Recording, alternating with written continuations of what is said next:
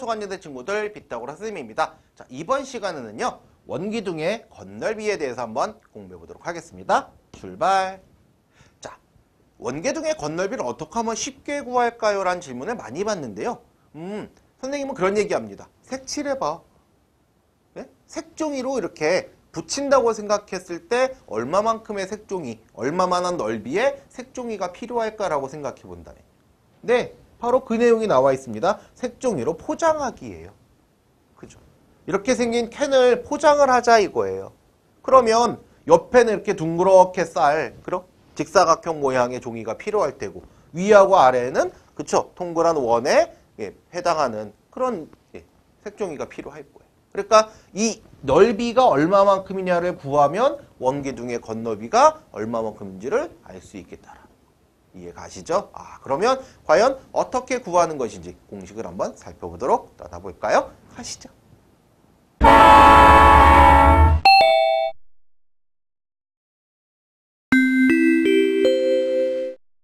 자, 캐니미키역에 도착했습니다. 자, 꼭 우리가 알아야 하는 것 중에 하나는 이 펼쳐보는 겁니다. 건널비 구할 땐 반드시 펼친 그림을 그려보는 것이 좋습니다. 그래야 실수를 안 해요. 계산만 했을 때는 내가 한 계산이 무엇을 나타내는지 모를 때가 더 많단 말이에요. 네, 어떻게 펼쳐요? 직사각형 그리시고 위아래에다가 원 그리시면 되잖아요. 그쵸? 그럴 때 중요한 게 누구예요? 가장 중요한 건 이 직사각형의 가로죠. 그렇죠. 바로 이 밑면 원주 지름 곱하기 3.14 부분 때문에 그렇습니다. 자, 한 밑면의 넓이는 원의 넓이와 같기 때문에 반지름 곱하기 반지름 곱하기 3.14예요. 그러면 옆 넓이는 어떻게 구해요? 직사각형 넓이인데 그 직사각형 넓이가 밑면의 원주에다가 바로 원기둥의 높이를 곱해서 이 두 개를 더하는 것이 바로 건널비가 된다. 이렇게 보겠죠. 그래서 자, 원기둥의 건널비는 공식이 뭐냐 물으면 한 밑면의 넓이 곱하기 2 더하기 옆넓이입니다. 라고 말씀을 해주셔야 되고요.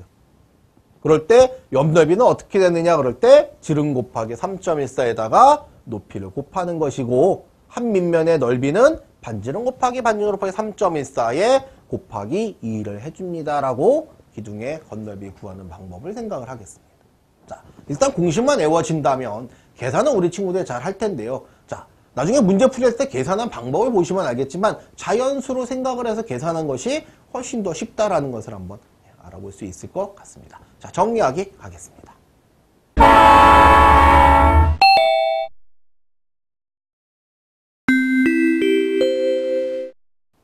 정리하기에 도착했습니다. 공식이 어려워 보이지만 솔직히 그렇게 어렵지 않습니다. 자, 하나하나 보겠습니다. 일단 한 밑면의 넓이, 이거 원이에요. 원의 넓이 내는 거기 때문에 반지름 곱하기 반지름 곱하기 3.14. 그 다음에 옆넓이, 직사각형이죠. 자, 어떻게 구한다고요? 밑면의 원주, 밑면의 원주가 뭐예요? 지름 곱하기 3.14. 거기다가 높이 곱하자. 그래서 원기둥의 건널비는 한 밑면의 넓이 곱하기 2 더하기 옆넓이다. 예, 자꾸 말로 해서 외우셔야 돼요. 뭐라고? 시작. 한 밑면의 넓이 곱하기 2 더하기 옆넓이. 숨 쉬지 말고 숨을 크게 들어 마시고 한 번에 쭉. 다시 시작. 한 밑면의 넓이 곱하기 2 더하기 옆넓이. 이해되시죠? 네. 자, 원기둥의 건널비는 전개도의 모든 면의 넓이의 합과 같습니다. 라고 하는 기본적인 내용이 나와 있습니다. 자, 그러면 문제풀이 역으로 떠나볼까요?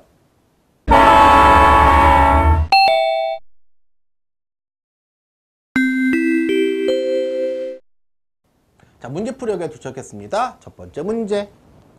오른쪽 원기둥의 건널비를 구하려고 하여 물음에 답해보세요. 그래서 세 단계를 거칠 겁니다. 첫 번째, 한 밑면의 넓이를 구해보세요. 그랬어요. 자, 그러면 이 밑면의 반지름이 5니까 5 곱하기 5 곱하기 3.14. 자, 그러면 25 곱하기 3.14인가요? 그럴 때 314라고 생각을 해보자. 네, 자릿수 많은 거를 위에다 쓰고 작은 것을 밑에다 써서 계산하는 방법 배웠죠? 초등학교 2학년, 3학년 때 다 계산했던 것들이에요. 자, 5, 4, 22 올라가고요. 5, 1, 5, 7, 5, 3, 15. 또 2, 4, 8, 2, 1, 2, 2, 3, 6. 자, 그러면 0, 5 하나 올라갔나요? 그러면 8, 7, 그러면 78.5, 3.14니까요. 그죠? 두 개 들어가주면 78.5. 자, 이렇게 생각을 하고요. 자, 그 다음에 두 번째는요. 자, 옆면의 넓이를 구해보세요 했는데요. 자, 이 옆면의 넓이를 구하기 위해서 우선 생각하는 건 뭐예요? 원의 둘레가 나와야 되죠. 그쵸. 자, 이 둘레는 얼마입니까? 지름 10 곱하기 3.14죠. 거기에다가 뭘 할 거예요? 높이를 할 거예요. 잠깐만요. 그러면 지금 10 곱하기 3.14가 31.4죠? 근데 거기다 10을 곱하라고요? 소수점 하나 더 움직이면 얼마요? 이거 314. 이렇게 간단하게도 나오겠네요. 그렇다면 건널비라는 것은 밑넓이 곱하기 2를 해줘야 되죠? 네, 오히려 얘가 더 중요하겠네요. 자, 계산을 한번 다시 78.5에 곱하기 2를 하자. 2, 5, 10 하나 올라가고요. 2, 8에 16, 17 하나 올라가고요. 2, 7에 14, 15 점 하나 찍으면 얼마? 157. 그렇다면 그 157과 나온 314를 더해주는 게 되겠군요. 맞습니까? 네. 157 더하기 314가 되는 것이고, 계산은요. 7에다 4 더하면 1 하나 올라갔고요. 6에다 1 더하면 7, 3에다 1 더하면 4. 그래서 얼마? 471 얼마? 제곱센티미터인가요? 건널비니까, 그쵸? 네, 제곱센티미터 이렇게 써주시면 되겠습니다. 밑넓이 곱하기 2 더하기 옆넓이였어요. 두 번째, 자, 네모 안에 알맞은 수를 써넣어 보세요. 그래서요. 반지름이 4고요. 높이가 5인 그런 원기둥이에요. 자, 한 밑면의 넓이부터 가겠습니다. 자, 4 곱하기 4 곱하기 3.14죠. 그러면 16 곱하기 3.14니까요. 똑같이 자, 314에다가 16을 곱하자 이거예요. 자, 6, 4, 24, 2 올라가고 6, 1은 6, 8, 6, 3, 18. 그 다음에 똑같이 314 써주면 4, 2 하나 올라갔어요. 9에다 1 더하면 10 또 하나 올라갔으니까 5 두 개 찍으면 50.24. 네, 그러면 자, 얘는 지워주고요. 50.24를 쓰겠습니다. 50.24 됐죠? 자, 옆넓이 보겠습니다. 곱하기 2가 있네요. 지름 곱하기 2가, 반지름 곱하기 2가 지름이죠? 그러니까 여긴 그냥 4를 써야 되겠군요. 거기다 높이 5 할 거예요. 자, 여기서도 좀 쉽게 구하는 방법을 생각을 해봤습니다.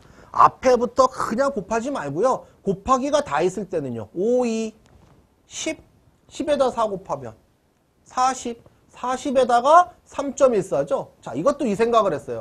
40 곱하기 3.14를 한 번 더 생각해보면 4 곱하기 31.4라고 해도 됩니까? 네, 소수점 옮기는 거에 대해서 우리 친구들이 좀 자신만만했으면 좋겠어요. 그래서 이거 그러면 그냥 314에다가 4 곱하면 4, 4, 16 하나 올라가고요. 4, 1은 4, 5, 4, 3, 12. 자, 거기에 점을 이때 몇 개 찍어요? 그렇죠. 하나만 들여 찍는 거예요. 그래서 125.6. 그래서 125.6 이렇게 쓸 수 있다는 얘기예요. 그렇다면 자, 50.24 곱하기 2에다가 125.6을 하자 이 얘기죠. 자, 그러면 50.24 두 배 하면 얼마예요? 100.48 맞습니까? 자, 거기다가 125.6 해줄 거예요. 자, 그 계산만 한번 다시 해보겠습니다. 자, 더하기 할 때 오히려 더 많이 틀려요. 자, 다시요. 자, 100.48이고요. 그 다음에 125.6이에요. 자리수 맞춰서 더해봐요. 8, 10 하나 올라갔어요. 6, 2, 226.08 자리수 맞춰 써주는 거 됐죠? 자, 그래서 226.08이라고 써주시면 되겠습니다. 계산을 왜 못하나 봤더니요. 연습장에다가 끄적여. 6학년인데. 그죠? 네, 최소한도 연습장 반 접으시는 거, 자릿수 맞춰서 따로 구해서 깔끔하게 써주시는 거.